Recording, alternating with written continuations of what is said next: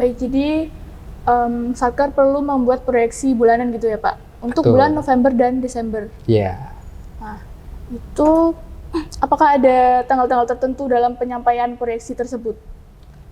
Nah, sesuai dengan dari Perdirjen tersebut ya, kita ada ketentuan menyampaikan proyeksi, kemudian ada RPD otomatis, maka untuk proses penentuan proyeksinya itu ada di awal bulan. Jadi teman-teman KPPN atau sobat Remos sekalian yang mungkin ada di satuan kerja atau ada di sebagai pemerhati keuangan, itu dalam pengisian proyeksi itu dilakukan pada awal bulan. Nah, di situ ada ketentuan misalnya di struktur anggaran atau kalau di Satker itu namanya DIPA, itu ada struktur per jenis belanja. Nah, makanya di Satker nanti mengisi untuk pengeluaran per jenis belanja dalam 1 bulan. Dan itu bisa diupdate tanggal 1 sampai tanggal 5 gitu ya. Kemudian setiap awal bulan. Nah, kemudian setiap tanggal 10 sampai tanggal 15 itu bisa diupdate. Nah, itu diberikan ruang pada satuan kerja untuk mengubah apakah memang ada penyesuaian dalam 1 bulan itu pengeluaran APBN itu dirubah gitu ya. Kalau penerimaan secara konteks tidak perlu ada perubahan. Artinya ketika ada uang masuk ya langsung masuk ya. Tapi dalam konteks pengeluaran itu dijaga atau direncanakan dengan betul apakah memang pengeluarannya itu ada di bulan November apa di Desember. Jadi teman-teman Satker bisa fokus untuk mengisi dengan seakurat mungkin, walaupun memang nanti tidak tepat 100% gitu ya. Kalau dalam matematika 1 kurang 1 hasilnya 0 gitu ya. Namun itu mendekati gitu ya. Artinya ketika itu proyeksinya minimal misalnya 90% gitu ya dari target atau 95%. Nah, itu sudah cukup bagus nilai akurasinya. Baik, berarti bila ada perubahan pada proyeksi pengeluaran itu nggak bisa sewaktu-waktu ya, ngubahnya harus tanggal 10 sampai 15 bulan berkenaan ya, Pak? Ya, betul itu. Berkenaan. Berarti untuk yang RPD otomatis tadi kan baru tahun ini ya Pak diterapkannya, karena Sakti juga baru tahun ini ke Satker ya kan? Ya, betul, karena mengikuti pengembangan dari aplikasinya. Nah, itu tadi kan juga ada SPM yang jatuh tempo, dan ada jatuh temponya 2 hari kerja dan juga jatuh tempo segera ya Pak. Nah, itu SPM jenis apa saja Pak yang termasuk ke dalam jatuh tempo segera dan juga jatuh tempo 2 hari kerja? Baik, ini saya coba ingin menjelaskan ya ke sobat-sobat mitra KPPN Ternate atau sobat Remos sekalian bahwa pembatasan atau mekanisme RPD otomatis yang harian itu memang diberlakukan di akhir tahun, di mulai bulan November sampai dengan Desember nanti. Namun pasti ada pengecualian gitu ya. Jadi maknanya ada beberapa SPM yang akan dicairkan atau disalurkan ke rekening penerima atau rekening supplier itu segera gitu ya. Artinya ketika itu diajukan ya bisa di hari itu, atau kalau memang waktu penyalurannya bisa besok ya. Jadi artinya segera itu langsung terproses penyalurannya oleh perintah ke perbankan itu di hari itu juga. Nah, sekarang coba kita akan bedah satu-satu ya. Jenis SPM apa saja nih yang dikecualikan. Yang pertama adalah SPM terkait dengan belanja pegawai. Nah, mengapa ini dikecualikan? Karena memang konteksnya belanja pegawai itu seperti ini ya, hak kita ya. Jadi kalau ada peribahasa misalnya seperti apa, kita kalau ngasih upah gitu ya, Jadi belanja pegawai itu kan seperti upah gitu ya.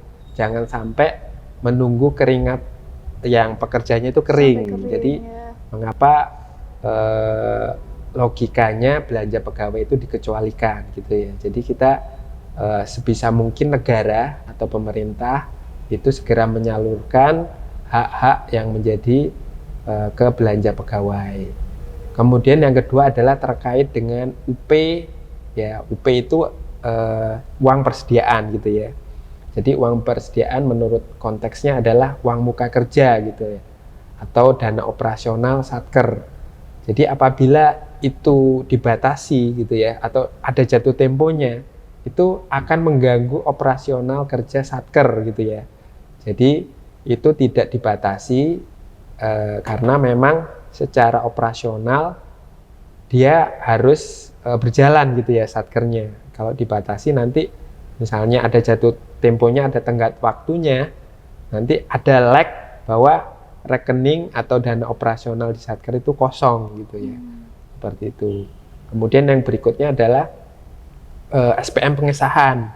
Nah, SPM pengesahan ini sifatnya mengesahkan penerimaan atau pengeluaran yang istilahnya bisa hibah atau BLU gitu ya, yang sifatnya mengesahkan yang uangnya itu mungkin apa istilahnya langsung gitu ya, fleksibel. Jadi seperti hibah itu kasnya itu langsung dikelola oleh satker gitu ya. Kemudian BLU juga kasnya dikelola oleh satuan kerjanya, fleksibilitas di BLU, satker BLU. Kemudian yang keempat adalah SPM SPSN ya.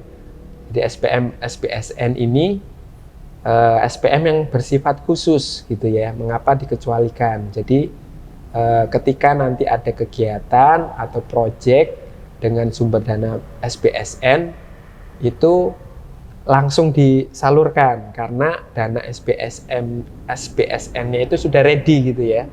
Tinggal nanti proses penyaluran saja. Jadi itu tidak kita kontrol atau kita buat rentang jatuh temponya. Kemudian SPM yang terkait dengan transaksi falas. Jadi itu beberapa transaksi. Jadi sobat-sobat KPPN itu sekarang bisa mengetahui nih di akhir tahun SPM mana saja yang ada RPD otomatisnya dan tidak. Jadi itu juga memudahkan atau memberikan kita apa ya istilahnya pemahaman gitu ya, atau kesadaran kita bahwa memang pengaturan untuk beberapa SPM tertentu di luar yang tadi itu sangat penting mengingat kebutuhan kas tadi ya, seperti itu. Ya, baik Pak. Lalu untuk SPM yang segera tadi, jatuh temponya segera, apakah perlu di-input juga dalam proyeksi bulanan itu yang November-Desember? Baik ya, saya coba menanggapi pertanyaannya Adinda tadi. Untuk SPM proyeksi ya, proyeksi itu sifatnya umum gitu ya. Jadi kebutuhan dalam satu bulan itu semuanya istilahnya di bulan November atau bulan Desember berapa ini pengeluaran, baik itu misalnya nih ya di jenis belanja 51, 52 itu untuk belanja barang atau belanja modal itu berapa nilainya. Nah itu terkait dengan perencanaan bulanannya. Nah untuk perencanaan harian itu di cover atau disampaikan melalui RPD otomatis. Jadi untuk perencanaan harian, perencanaan kas harian itu menggunakan RPD tadi. Jadi pengeluaran yang menggunakan SPM yang segera tadi tetap itu ya Pak, dimasukkan input, ya, ke proyeksi. Nah ada tips-tips khusus nggak sih Pak untuk satker ini biar dalam membuat proyeksinya tuh lancar gitu Pak untuk perencanaan kas ini? Jadi sebenarnya untuk tips yang ini ya, sebenarnya satker itu ketika dalam proses penyampaian atau pembuatan proyeksi gitu ya, itu sebenarnya satker sudah memiliki rencana-rencana kegiatan. Sebenarnya kalau kita bisa tahu, sebenarnya di Satker itu ada yang namanya POK gitu ya. Nah, POK ini sebenarnya itu seperti perencanaan atau dia semacam operasional gitu ya. Operasional dari DIPA. DIPA ini anggaran tahunannya Satker gitu ya.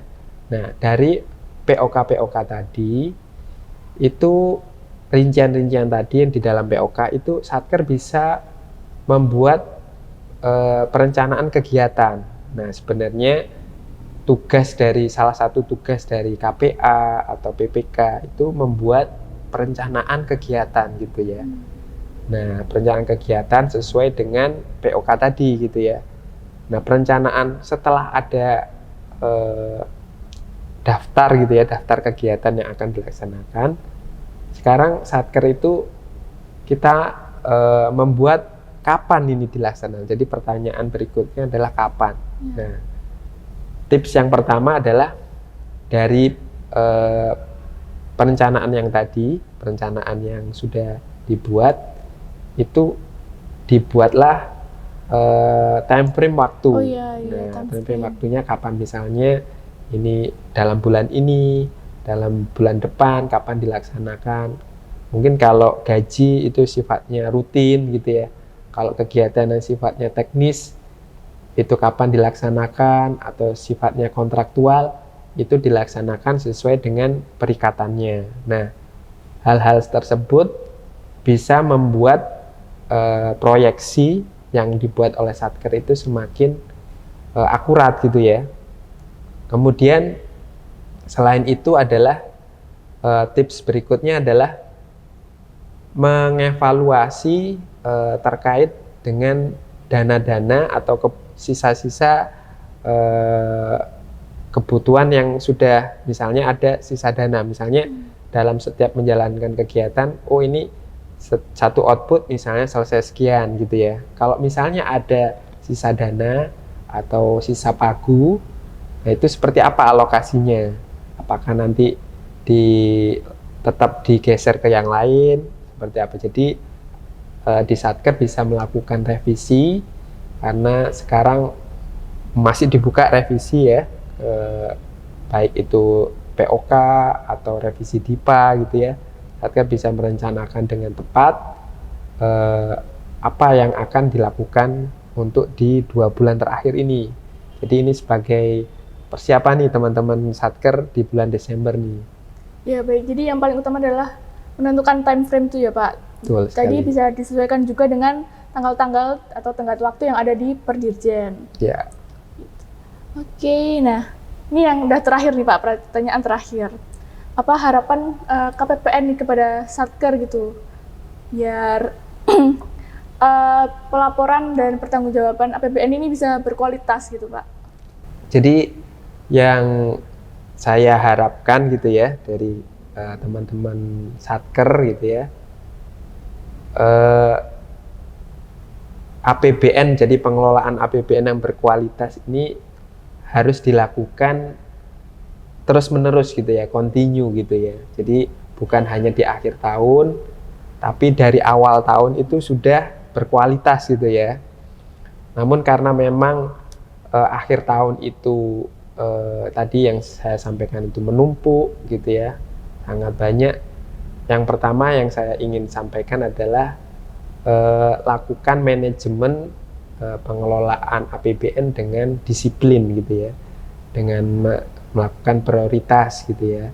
Kemudian mengacu ke regulasi di Perdirjen 8. Kemudian yang berikutnya adalah teman-teman Satker, teman-teman Sobat Remo sekalian, itu mengupdate informasi gitu ya, baik itu dari kami, dari KPPN Ternate, atau dari Kanwil, atau dari Eselon 1, itu ada informasi yang penting nih di akhir tahun yang harus segera ditindaklanjuti gitu ya misalnya.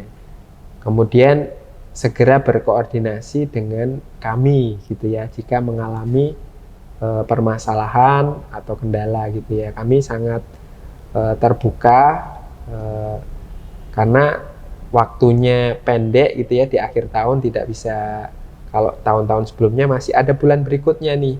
Namun kalau Desember bulannya sudah lewat untuk tidak ada bulan setelah Desember gitu ya di tahun 2022.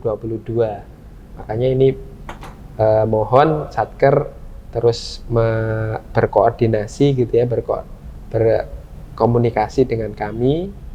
Nah itu nanti kami harapkan akhir tahun ini Satker bisa lancar gitu ya tanpa kendala, atau jika memang ada cepat tersolusikan gitu ya, tidak sampai lama atau menunggu gitu ya. Baik, jadi di triwulan keempat ini diharapkan Satker dapat sebisa mungkin selalu mengupdate informasi dari KPPN gitu ya Pak, agar tidak ketinggalan info karena ada peraturan tertentu gitu di akhir tahun. Nah, baik, terima kasih Bapak Rudi atas pembahasan kita pada hari ini di Sama-sama, Dinda. podcast kali ini ya. Nah, kayak seru sekali. Jadi inti dari kebijakan ini adalah karena melihat tren-tren tahun sebelumnya itu ada kenaikan volume pekerjaan gitu ya Pak di akhir tahun, jadi perlu kebijakan tertentu. Nah, terima kasih Sobat KPPN telah menonton gitu, menyimak pembicaraan kita. Ikuti terus episode selanjutnya di Termo Asternate, mau sapa-sapa. Dadah.